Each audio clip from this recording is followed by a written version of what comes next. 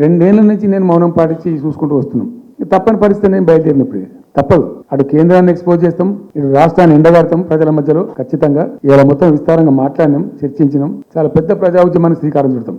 Compulsory Palamuru, Rangareddy, Nalgonda జిల్లాలలో గ్రామాన దానికి పోస్టర్ డిజైన్ అవుతుంది, కరపత్రం డిజైన్ అవుతుంది. ప్రజా ఉద్యమాలు చేస్తాం, పెద్ద బహిరంగ సభలు పెడతాం. నేను స్వయంగా అటెండ్ అవుతున్న బహిరంగ సభలకు. ప్రజాక్షేత్రంలో ప్రభుత్వం యొక్క నిష్క్రియ పరత్వాన్ని ఎండగడతాం. ఇప్పుడు వాయిస్ అయితే తెలంగాణకు, మరి తెలంగాణకు ఉన్న ప్రభుత్వం మాట్లాడకపోతే ఇంకెవరు మాట్లాడాలి? మాకు 2 బాధ్యతల్ని, ఒకటి తెలంగాణ తెచ్చిన పార్టీగా, రెండవది ప్రధాన ప్రతిపక్షంగా కూడా కంపల్సరీ మా డ్యూటీ మేము చేయాలి. నువ్వు తీసుకుపోయాలి ఫ్యూచర్ సిటీ, తోక సిటీ ఏందన్నట్టు ఇది అన్ని దిక్కుమాలిన పాలసీలు, రియల్ ఎస్టేట్ బ్రోకర్ దందా. వీళ్ళు ఏదో తమాషకు మేము అదొకటి అడ్డం పొడుగు మాట్లాడి, కిరికిరి మాటలు మాట్లాడి, కారు కూతలు కూసి ఏదో చేస్తామనుకుంటే నడవదిగా. ఈ ఏడాది దాకా వేరే కథ, రేపటి నుంచి వేరే తోలు తీస్తాం. ఎక్కడికక్కడ తోలు తీస్తాడంటేనే రా, ఏ తోలు తీస్తావరా?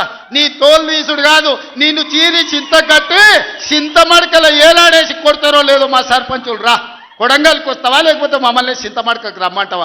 మా సర్పంచులను దోల్తా. సోయిలేని మాటలు, తాయి లేని విమర్శలు. ఇక మటన్ కొట్టు మస్తాన్ కూడా చెప్పిన, ఆ కేసీఆర్ ఖాళీగా ఉన్నాడంటేనే 2 ఏళ్ళు ఫామ్ హౌస్ ఏం చేస్తున్నా అంటే తోలు తీసేది ప్రాక్టీస్ చేసిండంట. తోలు బాగా తీస్తాడంట. నీ మటన్ కొట్టులో ఈ తోలు తీస్తాడు, కాళ్ళు తలకాయలు మాత్రం ఉచితంగా సాయంత్రం పోతే దావతులో బోటిగిన ఏమైనా కొట్టుకొని సాయంత్రం 2 వేసేటప్పుడు తీసుకుంటాడేమో అని. తొక్క తోలు వాడెవడో వస్తాడంటే వంతారనా బొంతారనా ఇవనే ఒక మాజీ ముఖ్యమంత్రి స్థాయిలో మాట్లాడే మాటలు. మర్యాద ఉండదని ఇవన్నీ విషయాలు మేము మాట్లాడతలేం. కానీ మాట్లాడ మొదలు పెడితే నువ్వు కాదు కదా, నడువుకు రాయి కట్టుకొని ఆడ ఉన్న మల్లన్న సాగర్ లో దుంకి చచ్చిపోతావు. మల్లన్న సాగర్ కాకపోతే రంగనాయ సాగర్ లా మెడకు తాడేసుకొని ఊరేసుకొని చచ్చిపోతావు. చంద్రశేఖర్ రావు గారు, నన్ను గెలకకు. నేను అన్ని చూసిన. ఎక్కడి నుంచి వచ్చిన? నేను నల్లమల్ల అడవుల నుంచి వచ్చిన. అమాం బాపత్ గాని కాదు, అక్కడి నుంచి వచ్చి అమెరికాలో అంట్లుదోమ వస్తే అయ్యపేరు చెప్పి మంత్రి అయినోని కాదు. నాతోని తమాషాలు చేయకు. దుబాయ్ పాస్పోర్ట్ బ్రోకర్ల దందా చేయలే. ఆయన కొడుకు చెప్తున్నాడు, మైకు ముందలకు వస్తలేడు, ఆయన దాచుకున్నాడు. ఆయన నీ ముఖం ఎప్పుడైనా చూసుకున్నావు అద్దంలా? పేడమూతి బోడిలింగం, నువ్వు కూడా నా గురించి మాట్లాడతావా? నీవెంత, నీ స్థాయి ఎంత? అయ్య పేరు చెప్పి బతకటోనివి నువ్వు. ఆంధ్రలో గుంటూరులో గుడివారిలో చదువుకున్న నువ్వు, నీకేం తెలుసు తెలంగాణ గురించి, మా పౌరుషం గురించి? నువ్వు కాదు, మొత్తం నీ జాతినంతా తెచ్చుకో. ఎట్లా తెచ్చుకుంటావు? ఏటికి రావాలనో చెప్పు. మా ఊరు అన్నారా, మేమన్నా మీ ఊరికి వస్తాం. ఎవడు భయపడుతుండో సంగతి తేలుస్తా. గజ్వేల్కి లక్షలాది మంది కార్యకర్తలతో పోయినాం. కాలు మీద పెట్టి తొక్కితే పాతాళానికి పోయిన మళ్ళీ ఇప్పటి వరకు తేలలేదు.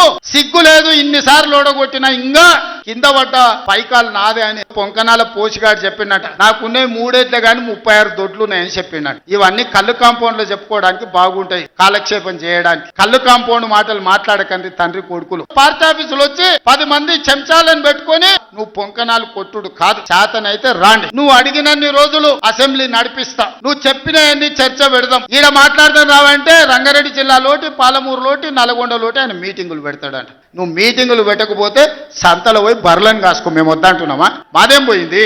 నీకు పొద్దు పోకపోతే మా కల్వకుర్తి సంతల్లో, కొడంగల్ సంతల్లో, ఇట్లకెళ్ళ మా ఎడ్ల సంతలు బొచ్చడు ఉన్నాయి. పెప్పేర్లో పెద్ద సంత ఉన్నది, పసుల సంత. పోయి ఆడ పసుల కాడ పోయిపో, బర్రం కాసుకోపో. నేను వద్దంటున్నానా? నాదేం పోయింది? సొంత బిడ్డనే ఇంటల్లుడు పోని ట్యాపింగ్ చేసినోడు ఇంతకంటే సిగ్గులేనోడు ఉంటాడా అని వాళ్ళు చెప్తారు. ఉన్నొక్క చెల్లెల్ని ఇంట్లోకెళ్ళి బయటకు వెళ్ళగొట్టిన వాడు ఆస్తిలో వాటా అయ్యేస్తుంది. గంత పనికిమాలినోడు, సొంత చెల్లెలకే చీర పెట్టలేనోడు, సొంత చెల్లెలకే పండుగ పూట బుక్కెడు బువ్వ పెట్టినోడు, వాడు కూడా ఒక మనిషా? తండ్రి గాలికి సంపాదించిన దాంట్లో వాటా ఇవ్వాల్సి వస్తుందని మెడలు పట్టి దొబ్బితే నీ సొంత చెల్లెలు. నాకు సవాలు ఇసురుతున్నాడు. నీ అవ్వ లాగులో తొండలు ఇచ్చి కొత్త బిడ్డ నేను అనుకుంటున్నావేమో. నా సంగతి ఇంకా తెలియదు. మీ నాయనని అడిగి ఇంటికి పోయి చెప్తాడు.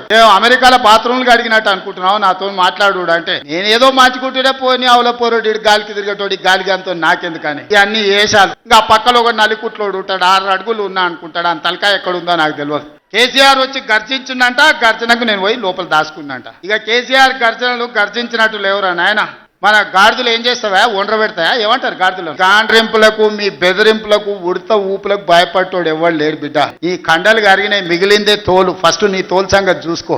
ఊర్లలో నాటుకోళ్ళు ఉంటాయి కదా, కోని కాల్చినాక మనం మంచిగా కాల్చి తోలు తీసి పసుపు పెడతాం కదా, మంచిగా తోలు తీసి పసుపు పెడతారు బిడ్డ మా కొడంగల్ వాళ్ళు. నువ్వేదో తెలివితేటలు అనుకుంటున్నావు. ఇన్ని ఎలక్షన్లు జరిగినా సిగ్గు లేకుండా అన్నిట్లలో డిపాజిట్లు పోతున్నా, బండకేసి కొడుతున్నా, బుద్ధి రాలే. రాసి పెట్టుకో. 2029లో 2/3 మెజార్టీతోని ఈ రాష్ట్రంలో కాంగ్రెస్ ప్రభుత్వాన్ని ఏర్పాటు చేస్తా. ఇదే నా సవాల్. శాతనైతే కాసుకో బిడ్డ. కాలకూట విషం లాంటి కేసీఆర్ కుటుంబాన్ని అధికారులకు రానివ్వను. ఇదే నా శపథం, ఇదే నా శపథం. కొడంగల్ బిడ్డగా ఈ గడ్డ మీద నుంచి నేను శపథం చేస్తున్నా.